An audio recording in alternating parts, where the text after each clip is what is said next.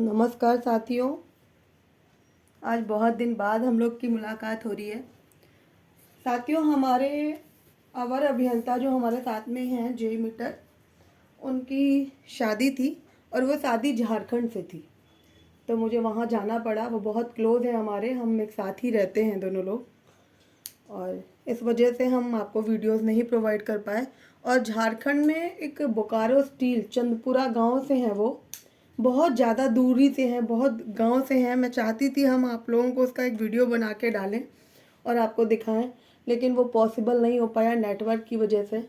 तो साथियों देखिए कहाँ कहाँ से लोग आकर, इतनी दूर दूर से, इतने बीहड़ जगह से जहाँ पर पेट्रोल की सुविधा भी नहीं है, लोग कैन में पेट्रोल स्टोर करके रखते हैं, ऐसी ऐसी जगह से लोग हमारे यहाँ आकर जॉब कर रहे हैं, वो भी गर्ल्स।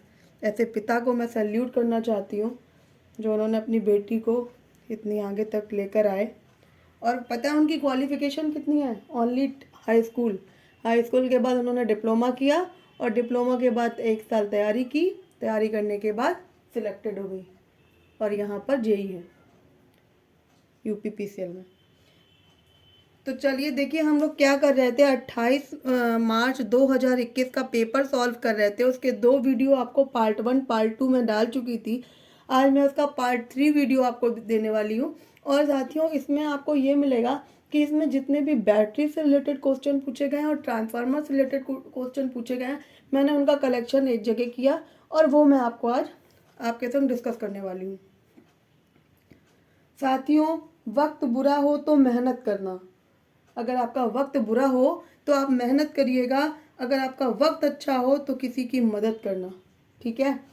जब वक्त खराब हो तो जितना हो सके उतनी मेहनत करना, रास्ता ढूंढना किधर से हमको, कहाँ से कैसे लोग बड़े बनते हैं, कैसे कामयाबी हासिल होती है, क्या हम करें तो यहाँ पर पहुँच जाएं, उसमें ही पूरा माइंड लगाइएगा अपना। एक एक मिनट आप शाम को जब सोइए अपने सारे 24 घंटे का एनालाइज करके सोइए कि मैंने कितना टाइम कहाँ वेस्ट किया, तभी आप लाइफ में कुछ आगे कर पाएंगे। और आपको पढ़ाई से संबंधित कुछ भी ज़रूरत पड़ती है तो आप मुझे बताइए, मैं पूरी आपकी मदद करूँगी, ठीक है। चलिए हम लोग इसी के साथ में आगे बढ़ते हैं क्वेश्चन की तरफ। देखिए इसका पहला क्वेश्चन है, सीसा अम्ल सेल लेड एसिड में किस विद्युत अपघट्य मतलब इलेक्ट्रोलाइट का प्रयोग किया जाता है? ऑप्शन ए दे रखा है manganese dioxide, distal water, sulphuric acid, cadmium oxide. तो इसका आंसर सही होगा सल्फ्यूरिक एसिड।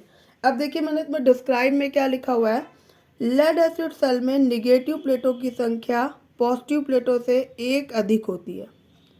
साथियों इसको बहुत दिमाग से पढ़ना, क्योंकि ये क्वेश्चंस और पेपर में आए हुए हैं, तो मैंने इसको यहीं पर डिस्क्राइब कर दिया क्योंकि हम लोगों को पेपर बहुत जल्दी से ख़त्म करने हैं। मैं एक जैसे 2021 का पेपर सॉल्व कर रही हूँ, इसकी प्लेलिस्ट में बना दूंगी और आज आपको इसके पार्ट 1 पार्ट 2 दोनों का आपको PDF हमारे वाजपेयी टेक्निकल क्लासेस का जो टेलीग्राम चैनल बना हुआ है, डिस्क्राइब पे उसका लिंक भी होगा, उस पर आप जुड़ जाइए, आज उसका PDF आपको मिल जाएगा, ठीक है। तो ये मैंने बहुत जल्दी कराने की कोशिश की वजह से मैंने ये चारों क्वेश्चन पूछे गए हैं जो नीचे 4 डिस्क्रिप्शन में हैं। समझ लीजिए आपको उन 150 क्वेश्चन जो आप नेक्स्ट पेपर के करने वाले हो वो यहाँ पर आपका शॉर्ट हो गया। तो इसमें क्या है, लेड एसिड सेल में निगेटिव प्लेटों की संख्या पॉजिटिव प्लेट से 1 अधिक होती है। पॉजिटिव प्लेट जो होता है वो लेड पेरोक्साइड का बना होता है, उसका फॉर्मूला होता है PbO2, ओके।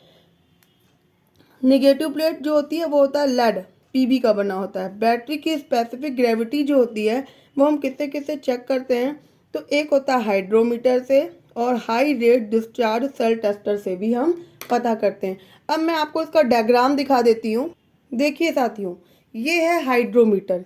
ये हाइड्रोमीटर पे यहाँ पर एक रबड़ का रॉक लगा होता है, जैसे किसी ने आइसक्रीम बेचने गांव वगैरह में आते थे या पुराने टाइम पे आते थे, नहीं भोपू टाइप का बताते थे, रबड़ का ये होता था, उस पर आवाज़ निकलती थी ऐसे। या तो किसी ने बच्चों को दवा पिलाने वाली डिप देखी होगी, वो जो डिप होती थी उसमें भी ऊपर ऐसे लगा रहता है, ऐसे दबाएंगे खिंच जाएगा और दवा उसको बच्चों को पिला देंगे, पोलियो ड्रॉप टाइप का। तो ये देखिए ये जो है रबड़ का कॉक होता है और ये इसकी स्पेसिफिक ग्रेविटी बताने के लिए ये इस मीटर में, इसको बोलते हैं हम हाइड्रोमीटर। तो जान गए आप लोगों ने हाइड्रोमीटर कैसा होता है, देख लीजिए नीचे तक का हाइड्रोमीटर। हाइड्रोमीटर में इसको हम बता चुके हैं।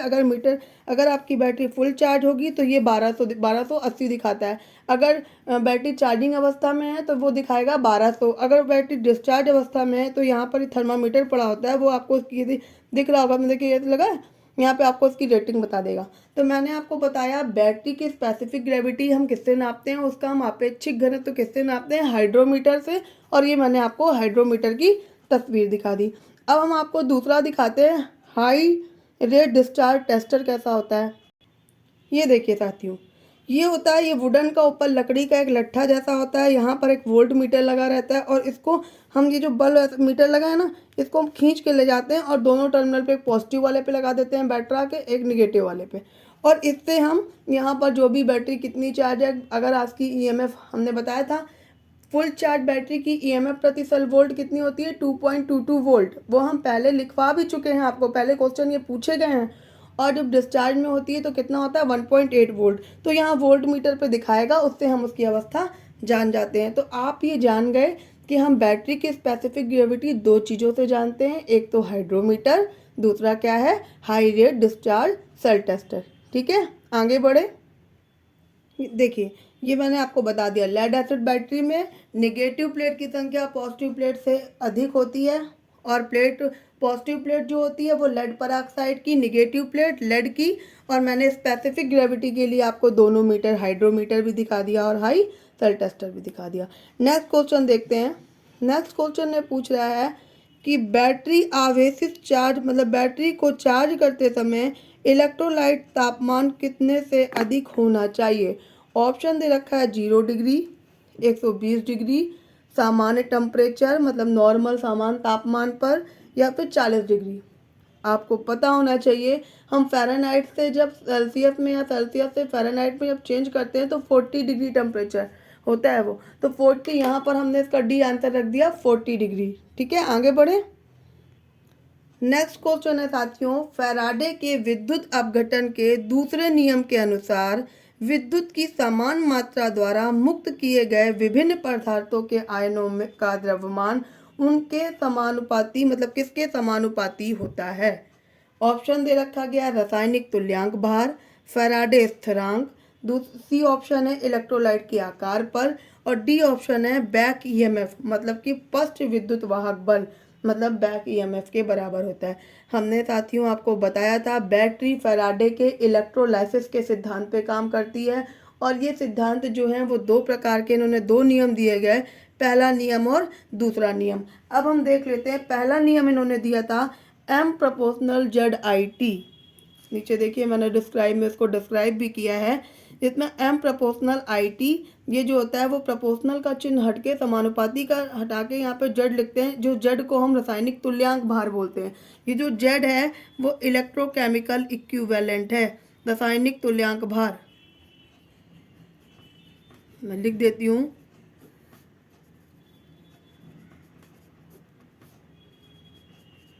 ठीक है। और सेकेंड लॉ है M2/M1 T2/T1। इसमें क्या है, जैसे इन्होंने पूछा द्रव्यमानों के समानुपाती होता है, तो कौन सा ऑप्शन सही हो जाएगा इसमें, फैराडे के कौन सा ऑप्शन सही हो जाएगा। सेकेंड लॉ में पूछ दिया M2/M1 T2/T1, तो यहाँ पे उसके द्रव्यमान के समानुपाती होता है। तो हाँ समानुपाती होता है, किसके समानुपाती होता है, फैराडे के स्थिरांक। इसमें ऑप्शन आपका बी वाला सही हो जाएगा। नेक्स्ट क्वेश्चन देखते हैं। नेक्स्ट क्वेश्चन में कह रहा है, ये आप नोट करते चलिएगा डिस्क्राइब, और जो मैंने बुक के सिंबल दिखाए थे वो में नोट और बनाने की जरूरत नहीं, उसको आप वो ले लो, इसका स्क्रीनशॉट ले लिया करो, ठीक है। नेक्स्ट क्वेश्चन देखिए, यदि एक बैटरी 6 घंटे के लिए 10 एम्पियर करंट लेती है तो बैटरी की रेटिंग क्या होगी। ऑप्शन दे रखा गया है 6 ampere hour, 10 ampere hour, 60 ampere hour और 600 एम्पियर आवर। यदि आपका फ़ोन जो है 6 घंटे तक चार्ज होता है तो वो 10 एम्पियर करंट लेता है, तो उसकी रेटिंग कितनी है। तो आप पता करोगे, इसका फॉर्मूला होता है एम्पियर आवर का एम्पियर गुणे घंटा, मतलब कि एम्पियर करंट एम्पियर गुणे घंटा। तो एम्पियर कितना दे रखा गया 10 एम्पियर, करंट की आवर कितना दे रखा है 6, मल्टीप्लाई किया 60 एम्पियर आवर आ गया, ठीक है 60 एम्पियर आवर। आंसर आपका सही हो गया सी वाला, ओके। और एक बात और भी याद रखना, बैटरी की रेटिंग एम्पियर आवर में भी आती है और वॉट आवर में भी आती है। और जो फ़ोन उन खरीदने जाते हैं उसमें लिखा भी होता है, एमएच में भी होती है, एमएच में। ठीक है, आप लोग को तो पता ही होगा। नेक्स्ट क्वेश्चन देखिए, निम्नलिखित में से कौन सा विकल्प पुनः आवेशनीय है, मतलब रिचार्जिंग का एक उदाहरण है? Lead acid cell, zinc chlorine cell, Leclanche cell, क्षारीय मैग्नीज सेल। भैया हम जानते हैं कि जो सेल होते हैं वो दो प्रकार के होते हैं, प्राइमरी सेल और सेकेंडरी सेल। प्राइमरी सेल वो होते हैं जिनको हम यूज करने के बाद फेंक देते हैं, उनको हम चार्ज नहीं कर सकते, जैसे कि टार्च में जो सेल लगाए जाते हैं, बैटरी और घड़ी में जो सेल लगाए जाते हैं, और इस तरीके के जो भी सेल आते हैं वो प्राइमरी सेल होते हैं, इनको दोबारा हम चार्ज नहीं कर सकते। लेकिन जिन सेलों को हम दोबारा चार्ज कर सकते हैं, जैसे कि घर में लगा हुआ बैटरा, लेड एसिड सेल होता है वो, उसको हम चार्ज कर सकते हैं, तो उसको ही हम बोलते हैं सेकेंडरी सेल। ठीक है, तो इसमें देखिए क्या दे रखा है, लेड एसिड सेल दे रखा गया है, और इसका ऑप्शन क्या सही हो जाएगा, ए वाला। अब देखिए मैंने डिस्क्राइब भी नीचे करा है, सेकेंडरी सेल रीचार्जिंग सेल होते हैं, मतलब हम उनको मतलब दोबारा चार्ज कर सकते हैं। ठीक है, ये देखिए दोबारा चार्ज कर सकते हैं। Lead acid cell, Edison cell, nickel chromium cell, इसी को ही हम जंगर सेल बोलते हैं। मतलब कि ये 3 प्रकार के सेल जो होते हैं वो सेकेंडरी सेल होते हैं। यहाँ पर इसमें केवल एक उदाहरण में दे रखा गया है, लेड एसिड सेल, तो हमारा ऑप्शन ये वाला हो जाएगा। बाकी लेक्लांचे सेल, जिंक क्लोरीन सेल, क्षारीय मैग्नीज सेल, ये जो सेल होते हैं ये प्राइमरी सेल होते हैं। समझ में आया? जिन्होंने नहीं भी पढ़ा है ना, इसीलिए मैंने ऐसा बनाना स्टार्ट किया है, जिसका फर्स्ट टाइम अगर बिल्कुल वो पढ़ रहा है कि मतलब आईटीआई में भी अच्छे से पढ़ाई नहीं हो पाई, कोविड के दौरान उन्होंने आईटीआई किया हुआ है, और अब वो चाह रहे हैं कि हमको चैप्टर वाइज पढ़ाया जाए, तो यूपीपीसीएल के एग्ज़ाम के बाद हम लोग चैप्टर वाइज पढ़ेंगे, प्रॉपर चैप्टर वाइज हम लोग पढ़ेंगे एक एक चैप्टर से। और हम आप लोग से भी एक टेस्ट पेपर आप लोग से लिया करेंगे कि आप भी उसका, जैसे आपको मैंने एक चैप्टर पढ़ाया, उसके हमने 3 पेज आपको ख़त्म कराए, उस चैप्टर से कितने क्वेश्चन बन सकते हैं, तो हर लड़के को हमको 25 क्वेश्चन 50 क्वेश्चन खुद से निकाल के बना के टेस्ट देना है। जितने ऑफलाइन आ रहे हैं ये तो करेंगे ही करेंगे, बाकी हम ऑनलाइन वालों से भी चाहेंगे कि वो भी टेलीग्राम पे हमको बना के भेजें, और हम लोग एक अच्छी तैयारी, एक अच्छा प्रयास कर सके आगे के लिए। बाकी अप्रेंटिस की बहुत सारी जगह आई हुई हैं, जिसको अप्रेंटिस करने के जो इंटरेस्टेड हों वो अप्रेंटिस के फॉर्म डाल दें। एनपीसीआईएल में अप्रेंटिस भी आ गई है, 25 तारीख उसकी लास्ट डेट है। चलिए नेक्स्ट देखते हैं, इसमें पूछा गया है सेल की इफिशियंसी का फॉर्मूला। साथियों मैं ऑप्शन नहीं दे रही हूँ क्योंकि टाइम बहुत जाता है, और अभी हमको बिल्कुल टारगेट बना के केवल आप लोग को सिलेक्ट कराना है। ठीक है, रखो भरोसा अपनी मेहनत पर, ना कि अपनी किस्मत पर। सपनों की तैयारी पूरी रखो, फिर सफलता का स्वाद चखो। इसलिए जोरदार मेहनत के साथ लगे रहिए, बहुत भटकने की बिल्कुल भी आपको ज़रूरत नहीं है। जितना पढ़ा रही हूँ आप पढ़ो, विश्वास मानो, विश्वास रखो। मैंने कुछ ही दिन में ही पढ़ाए हुए मेरे डीआरडीओ के क्वेश्चन आप लोगों ने देखे हैं कितने फंसे। यूपीपीसीएल में देखो, अभी जेवीवीएनएल और झारखंड में जो वैकेंसी, झारखंड की तरफ तो अभी नहीं आने वाली है, लेकिन अभी इधर हेल्पर की आने वाली है, असिस्टेंट लोको पायलट आने वाली है। और साथियों एक बात और बोलना चाहूँगी, चैनल को लाइक और सब्सक्राइब, फटाफट सब लोग लाइक और सब्सक्राइब कर दीजिए। और मैं जितनी भी वैकेंसी आऊँगी मैं इस चैनल पे आप लोग को बताती जाऊँगी, इसलिए आप लोग नॉन टेक वाले बंदे भी जो हैं, मतलब मैं टेक की वैकेंसी तो बताऊँगी, नॉन टेक की भी वैकेंसियाँ जो भी आएंगी वो भी मैं यहाँ पर डिस्क्राइब करूँगी पूरे सिलेबस के साथ। तो आप नॉन टेक वालों को भी हमारा चैनल लाइक और सब्सक्राइब करवा दीजिए। ठीक है, ये हम्बल रिक्वेस्ट है हमारी आप लोगों से। तो चलिए देखिए, सेल की दक्षता की एफिशिएंसी का फॉर्मूला आउटपुट एम्पियर आवर बटे इनपुट एम्पियर आवर। तो इस फॉर्मूले को देख लीजिएगा, और इसमें एक हमने डिस्क्रिप्शन दिया है कि एम्पियर आवर की एफिशिएंसी जो होती है 90 से 95% होती है। ये पेपर का क्वेश्चन है दिल्ली मेट्रो का। और वॉट आवर की एफिशिएंसी जो होती है 72% से 78, मतलब कि एम्पियर आवर की ज़्यादा होती है और वॉट आवर की कम होती है। तो इसको आप, इसके जो ये मेजरमेंट परसेंटेज हैं इसको आप ध्यान में रखिएगा। ठीक है, नेक्स्ट क्वेश्चन पूछा गया है, बैटरी की क्षमता किन बातों पर निर्भर करती है? तो मैंने आपको सीधे यहाँ पर चौथा ऑप्शन था उपरोक्त में सभी, तो ये सब इतने पे ही करती है। तो मैंने आपको डायरेक्ट यहाँ पे लिख दिया है। बैटरी की जो क्षमता होती है वो तापमान पर डिपेंड करती है। एक बहुत बड़े कमरे में, मतलब बंद कमरे में, गर्मी वाले जगह पे बैटरा को नहीं रखना चाहिए, उसकी कैपेसिटी में इफेक्ट पड़ता है। जैसे लोग छत पे रखवा देते हैं बैटरा, छत पे रखा है, वो एक भंडरिया बनवा दी, वहाँ रखा है, गर्मियों के दिनों में दिक्कत होती है। और डिस्चार्ज होने की दर पर होता है। डिस्चार्ज मतलब ये भी नहीं बहुत टाइम तक बैटरी में पानी नहीं पड़ रहा है, डिस्चार्ज पड़ी है, उसको चार्ज ही नहीं कर रहे हैं, तो डिस्चार्ज होने की दर पे उसकी क्षमता पर इफेक्ट पड़ता है। और इलेक्ट्रोलाइट पे टाइम टाइम पर हमें बैटरी में पानी को चेंज कर देना चाहिए। ठीक, तो किस पे निर्भर करती है? तापमान पर, डिस्चार्ज होने की दर पर और इलेक्ट्रोलाइट पर। आया साथियों समझ में? बहुत टफ नहीं आता है, टेक्निकल में कंपटीशन बहुत कम है, थोड़ा सा सीरियस हो जाओ नौकरी पा जाओगे। नेक्स्ट क्वेश्चन देखिए, बैटरी से अधिक वोल्टेज प्राप्त करने के लिए सेलों को किस क्रम में जोड़ते हैं? अगर आपको बैटरी से वोल्टेज ज़्यादा प्राप्त करनी है तब हम सेलों को सीरीज में जोड़ते हैं। ठीक है, तो इसका आंसर देखिए लिखा है सेलों को सीरीज में जोड़ते हैं। यदि बैटरी से आपको अधिक करंट प्राप्त करनी होती है तो जो उसके अंदर सेल लगे होते हैं उन सेलों को हम पैरेलल में जोड़ते हैं। जल्दी से इसको याद करिए, अधिक वोल्टेज के लिए सेल को सीरीज में, अधिक करंट के लिए सेल को पैरेलल में। वेरी गुड, इसको फटाफट बार बार, क्योंकि ये क्वेश्चन हर पेपर में मिलेगा, हर पेपर में अभी भी डिस्क्राइब कर रही हूँ, पिछले 3-4 बार इसको बता भी चुकी हूँ और अभी आने वाले हर पेपर में एक क्वेश्चन रहता है। अधिक वोल्टेज के लिए सीरीज में, अधिक करंट के लिए पैरेलल में। ठीक है, नेक्स्ट क्वेश्चन देखो,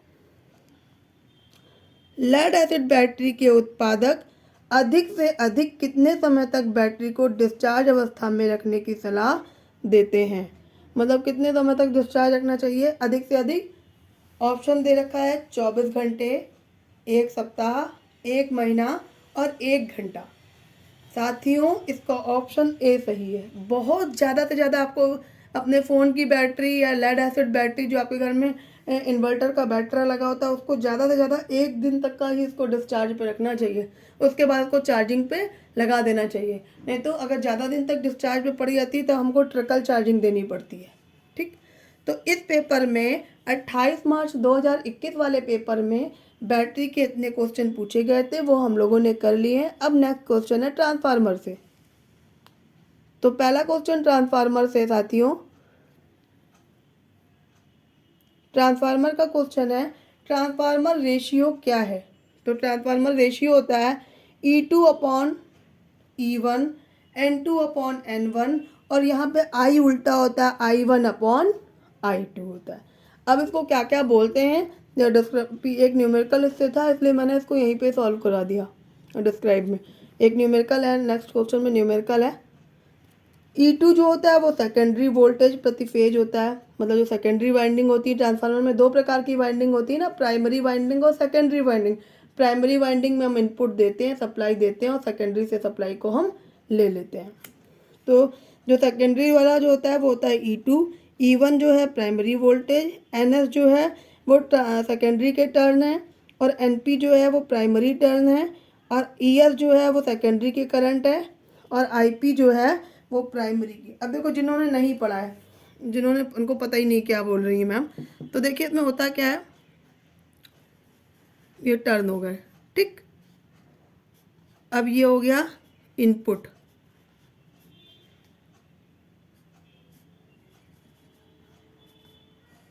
ये हो गया आउटपुट। इनपुट जो हो गई तो ये हो गई प्राइमरी वाइंडिंग, इधर से हमको सप्लाई वापस मिली मतलब आउटपुट मिला तो ये हो गया सेकेंडरी वाइंडिंग। ठीक है, तो यहाँ पर सेकेंडरी वोल्टेज ये वाला E2, इसको हम कभी कभी E2, इसको मतलब कभी कभी क्या इसको E2 बोलते हैं, इसको E1 बोला जाता है। ठीक है, ये टर्नों की संख्या, इसको हम टर्न को बोलते हैं N1 हो जाएगा, इधर वाला क्या हो जाएगा, सेकेंडरी है तो N2 हो जाएगा। इसमें जो करंट चलेगी वो I1 हो जाएगी, इसमें जो करंट चलेगी वो I2 हो जाएगी। आया समझ में? वही ट्रांसफार्मर रेशियो ऊपर बताया और नीचे उसको डिस्क्राइब कर दिया है। प्राइमरी वाइंडिंग जिसमें हम सप्लाई देते हैं, सेकेंडरी वाइंडिंग वो होती है जिससे हम सप्लाई को लेते हैं। आगे देखते हैं साथियों, मुझे आप लोगों की वजह से बहुत मेहनत करनी पड़ रही है। पिछले 3-4 दिन मैं वहाँ पर रही शादी में, लेकिन फिर भी मेरे को प्रेशर रहा कि मैं ऐसे टाइम पे आप लोग को नहीं पढ़ा पा रही जब आपको बहुत ज़्यादा ज़रूरत है। और फिर भी मुझे बहुत अजीब लगता है। मुझे बिल्कुल भी ज़रूरत, और मतलब ये ज़रूरत नहीं है कि मेरे बहुत सारा मेरे को पैसे की ज़रूरत है या इस टाइप का कुछ भी नहीं है, क्योंकि मैं ऑलरेडी गवर्नमेंट जॉब में हूँ। हमारे हस्बैंड भी गवर्नमेंट जॉब में है, वो भी सेंट्रल गवर्नमेंट में है।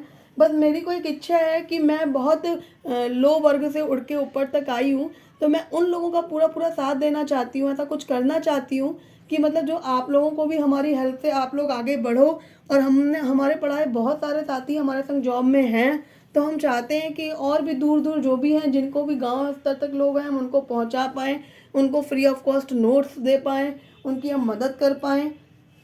ठीक है, तो प्लीज़ मेरी मेहनत को सार्थक कीजिएगा आप लोग। देखिए नेक्स्ट क्वेश्चन क्या है। किसी 3 फेज डेल्टा स्टार, डेल्टा ये डेल्टा का सिंबल है और ये स्टार का, किसी 3 फेज डेल्टा स्टार 11,000 बटे 400 volt step down transformer secondary winding के प्रति फेज में 40 टर्न है। प्राइमरी के प्रति फेज की टर्नों की संख्या मालूम कीजिए। इसको मैंने सॉल्व कर दिया है। देखिए इसने पूछा प्रति फेज वोल्टेज, तो प्रति फेज अभी हमने आपको वोल्टेज देखो 11,000 वोल्टेज है, डेल्टा कनेक्टेड है ना, तो मैंने लिख दिया 11,000 वोल्टेज। सेकेंडरी प्रति फेज वोल्टेज, सेकेंडरी में 400 है, और यहाँ पे हमने √3 इसलिए लिखा क्योंकि स्टार में क्या होता है, स्टार में करंट समान होती है, वोल्टेज बढ़ता है। तो आपको मैं वहाँ पे उसका फॉर्मूला बता चुकी हूँ। तो यहाँ पर √3 से हम गुणा करेंगे, √3 का मान रखेंगे, उससे हम इसको भाग देंगे, तो ये निकल के आएगा 231। कितना होता है √3 का मान? √3 का मान मतलब यहाँ पर 1.732 से हम इसको डिवाइड करेंगे तो ये आ जाएगा।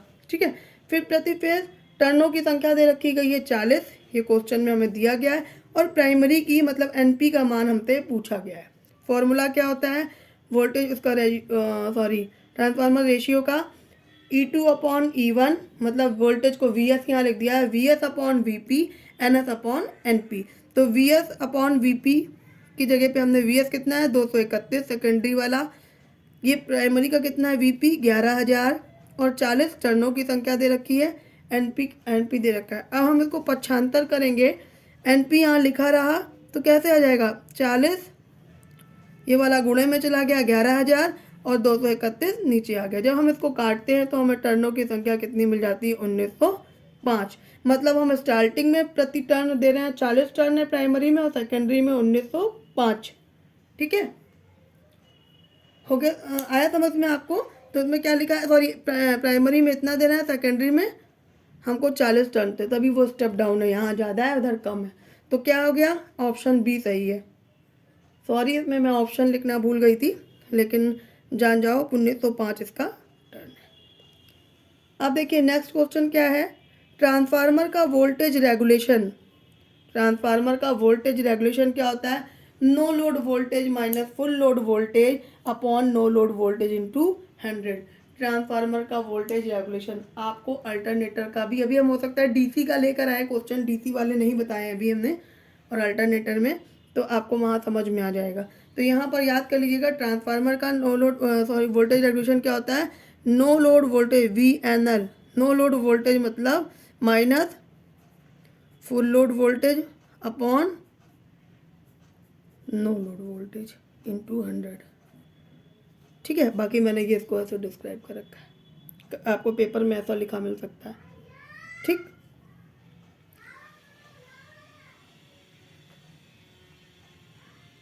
अब देखो नेक्स्ट क्वेश्चन, ट्रांसफार्मर का ईएमएफ किस मान पर निर्भर करता है। ट्रांसफार्मर का ईएमएफ किस मान पर निर्भर करता है।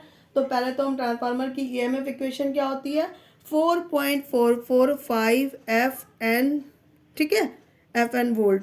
तो किस पे निर्भर करेगा, फाई मतलब फ्लक्स पे निर्भर करेगा, फ्रिक्वेंसी पे निर्भर करेगा, और नंबर में टर्नों की संख्या पे निर्भर करेगा। तो ऑप्शन में ये दे रखा गया था, फ्रिक्वेंसी, टर्नों की संख्या, फ्लक्स के बराबर, इन तीनों के बराबर होता है ईएमएफ का मान होता है। उसमें ऑप्शन में था कि किसके फ्लक्स के वर्ग के समानुपाती, टर्नों की संख्या के दुगनी, फ्रिक्वेंसी का दुगना। तो आपको सीधे सीधे इसको देख के समझ जाना है।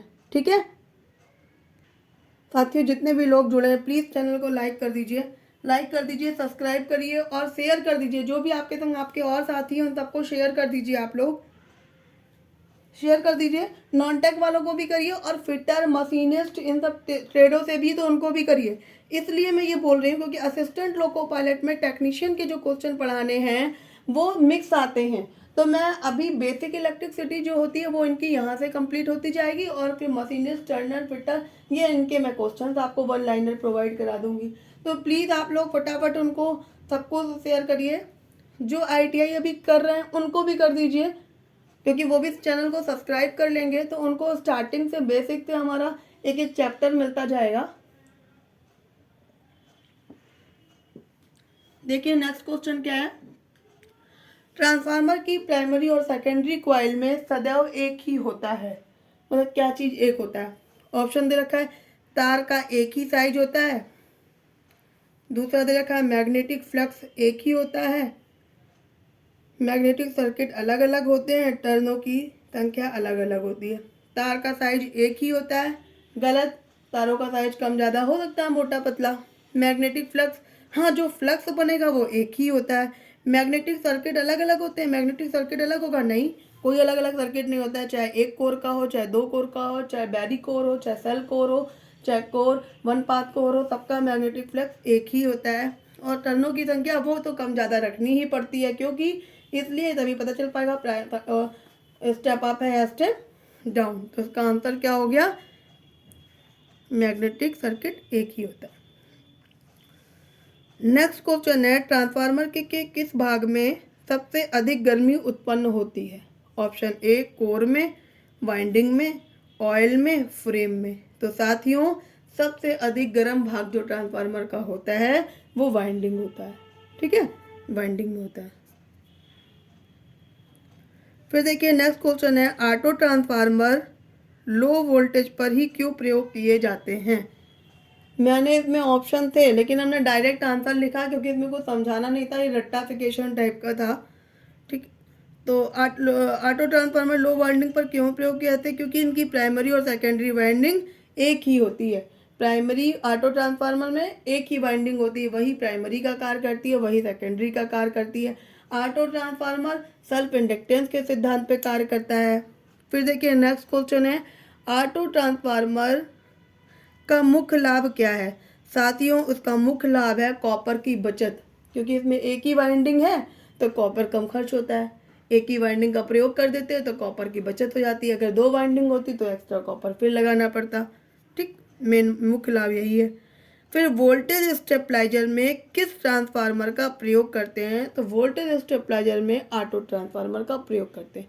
फ्रिज वगैरह में देखे होंगे आपने, पहले स्टेबलाइजर लगा रहता था, है ना, वहाँ पर उसको जब अंदर खोलोगे तो उसमें एक अंदर चुंबक होगा, तार होंगे, एक तरीके से खुल के दिखोगे, तो वो वोल्टेज ऑटो ट्रांसफार्मर होता है। ओके, तो साथियों यहीं तक ही इसमें ट्रांसफार्मर से रिलेटेड क्वेश्चन आए थे, 9-10 क्वेश्चन हो गए थे ये। और बैटरी से रिलेटेड इसका मैंने आपको वीडियो दे दिया है, DC का देना है, मैं वो DC का जो भी क्वेश्चन आए हैं मैं DC का नेक्स्ट वीडियो, और मैं कोशिश करूँगी उसमें हम डिस्क्रिप्शन ज़्यादा कर देंगे, तो मेरा पेपर जो नेक्स्ट वीडियो के बाद मेरा ये वाला पेपर 28 मार्च 2021 फर्स्ट शिफ्ट का पेपर हमारा ख़त्म हो जाएगा। इसकी मैं आज प्लेलिस्ट बना दूंगी और प्लेलिस्ट से आप चारों कर लीजिएगा, कंप्लीट कर लीजिएगा। इसमें मैं इलेक्ट्रॉनिक्स का मतलब उसको थोड़ा सा वो वीडियो हमारा लंबा हो जाएगा, मैं उसको लंबा करके उसको खुद कोशिश करूँगी कि 4th पार्ट में वो हमारा ख़त्म हो जाए, ठीक है। तो चैनल को लाइक और सब्सक्राइब कर दीजिए फटाफट। साथियों चलते हैं अब हम। जय हिंद।